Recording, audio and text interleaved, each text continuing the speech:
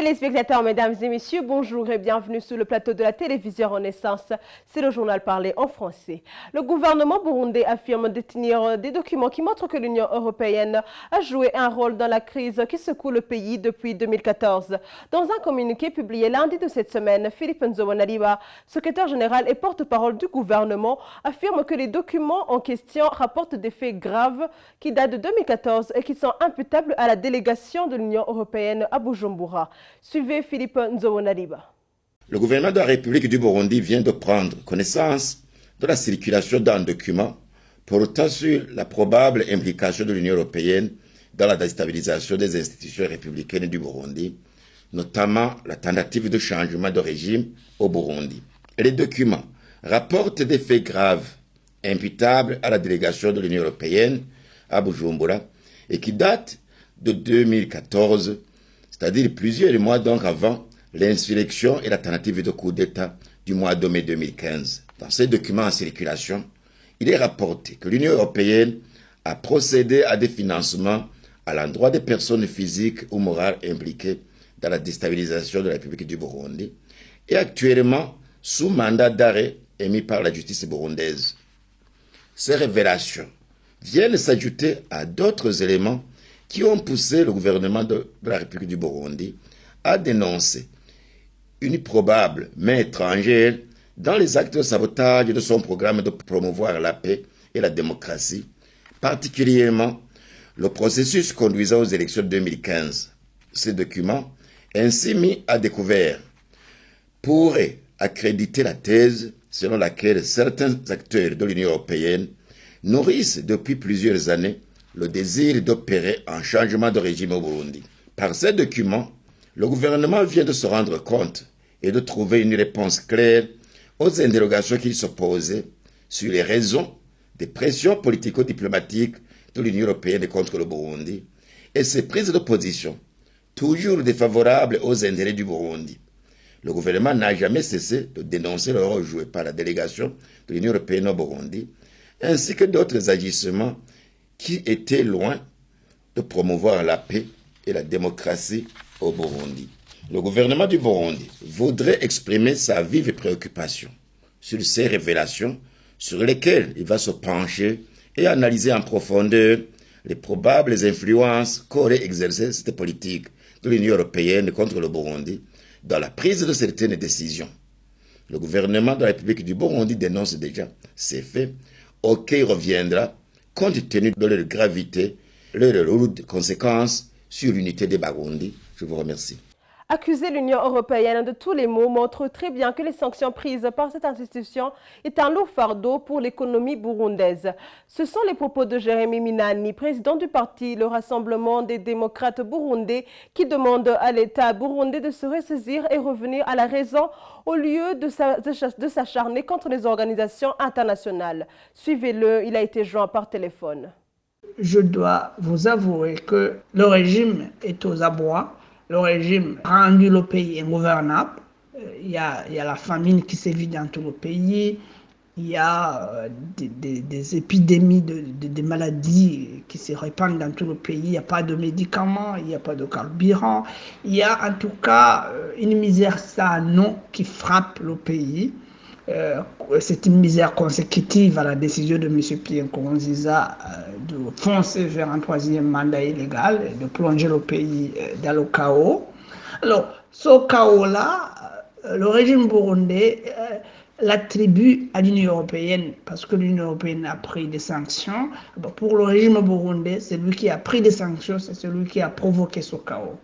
L'origine de ce chaos, c'est M. Pierre Nkurunziza et son parti, le CNDD-FDD.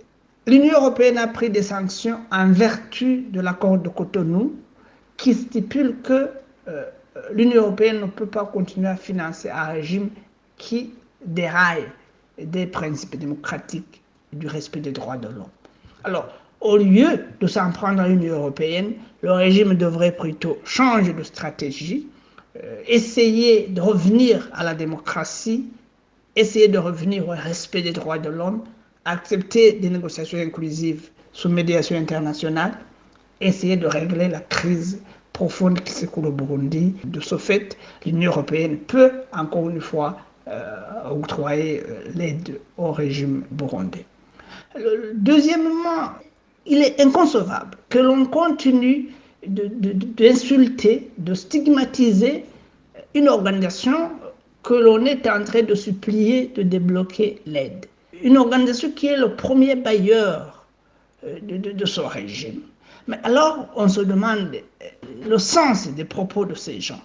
On ne peut pas aller à l'Union européenne, supplier l'Union européenne de débloquer, de lever les sanctions et au même moment d'insulter l'Union européenne à base des documents, à base des absurdités qui n'ont aucun sens. Le régime manque quoi dire, le régime est en train de s'effondrer, il commence à utiliser des propos qui manquent de sens et on se dit si réellement ces gens mesurent la lourdeur des propos injurieux qu'ils sont en train de tenir à l'endroit de l'Union européenne, le premier bailleur du Burundi. L'évaluation de la situation des droits de l'homme au Burundi sera au menu de la prochaine session du Conseil des droits de l'homme des Nations Unies qui se tiendra le 14 de ce mois à Genève, en Suisse.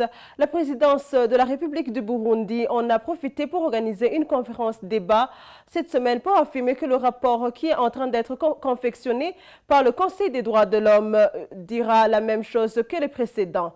Selon le conseiller principal chargé de la communication à la présidence Willy Nyamitwe, le Burundi n'attend rien de bon de Genève. Je vous propose de le suivre. Le rapport ne dira pas que le Rwanda a recruté des réfugiés. Il ne dira pas qu'il y a des jeunes qui ont été transformés en machines à tuer. Le rapport ne dira pas, il ne mentionnera pas que des criminels ont enlevé puis tué des innocents, jetant leur corps dans la rue. Il ne dira pas que les putschistes sont au Rwanda ou en Belgique. Et ce rapport ne dira pas que le Burundi est en paix, que la sécurité règne sur tout le territoire, que des éléments identifiés et identifiables, tirés dans certains quartiers, lancés des grenades et tués des gens. Il ne dira pas non plus que ces individus ont été vaincus, désarmés, et que d'autres ont fui vers le Rwanda. Cette intervention du gouvernement est considérée comme un message de diversion par Maître Janvier Wigilimana. Selon cet activiste du FOCODE, le gouvernement burundais a peur des enquêtes qui sont menées sur le plan international. Et là, il s'appuie sur le refus de collaborer de la part de Bujumbura avec les différents observateurs onusiens. Je vous prie de le suivre.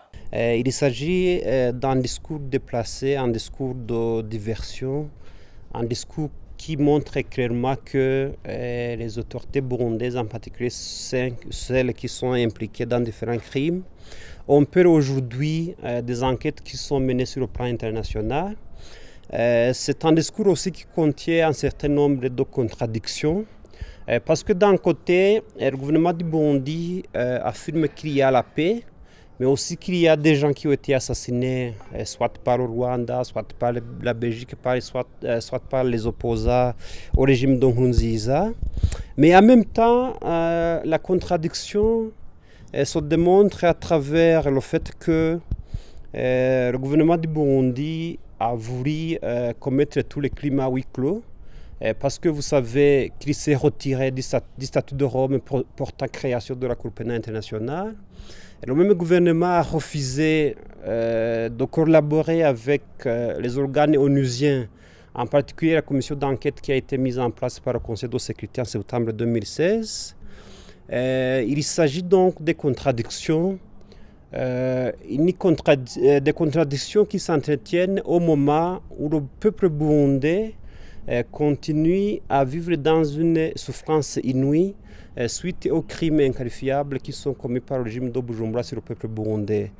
Donc nous condamnons énergiquement cette attitude du gouvernement du Burundi, une attitude qui montre clairement que ces autorités, ces criminels ont peur de la justice, ont peur de la vérité, et nous profitons de cette occasion pour encourager la commission d'enquête des Nations Unies ainsi que le Conseil de sécurité des Nations Unies qu'il a mis en place. Mais aussi, nous profitons de cette occasion pour demander à la Cour pénale internationale, qui a déjà commencé son examen préliminaire depuis environ une année, de pouvoir entamer une nouvelle étape sur des enquêtes proprement dites pour que les différents criminels puissent être traduits devant la justice et pour que les milliers de victimes burundaises puissent avoir la vérité et justice sur les souffrances, sur les crimes qui sont commis à leur endroit. Aucune solution à la crise burundaise n'est possible tant que les différents protagonistes ne seront pas assis ensemble pour dialoguer. L'analyse est de l'ancien président de la principale plateforme de l'opposition Senared. Selon Jean Minani, les négociations devront continuer et le Senared est prêt pour contribuer à renforcer ce processus jusqu'à son aboutissement. Je vous propose de le suivre. Pour le Senared, c'est-à-dire toute l'opposition politique dans l'ensemble, nous croyons que la solution de la crise burundaise viendra des négociations. Nous y croyons fermement. En tout cas, c'est ma conviction. La seule et unique solution qui est possible ne peut venir que lorsque nous serons assis autour d'une table et nous aurions discuté. Aucune autre solution ne sera possible. Même si on prenait les armes, même si on se battait, nous finirons toujours par nous asseoir autour d'une table. Et donc, puisque c'est l'unique solution, il appartient à nous de décider de la prendre. Les négociations devront continuer jusqu'à ce que nous trouvions une solution. Tout ce qu'on pourra faire, ce sera de forcer ou de renforcer ce processus. Je sais que Nkurunziza et les siens disent que l'opposition ne veut pas des élections. Je voudrais affirmer ici que l'opposition, toute l'opposition, regroupée dans le Senared, veut des élections. Mais nous voulons des élections crédibles, des élections véritablement appelées des élections. Pas de bricolage, pas des élections où on connaît le vainqueur à l'avance, pas des élections où on connaît le perdant à l'avance. Et que ces élections, tout le monde à la fin dise oui, le peuple burundais a choisi ce qui était sur son cœur et non pas ce qui était forcé. Voilà les élections que nous voulons, où nous sommes prêts à y aller, mais cela demande qu'on s'assoie autour d'une table pour qu'on s'entende comment ces élections se feront. C'est par ici que prend fin notre journal. Merci de nous avoir suivis. À la prochaine.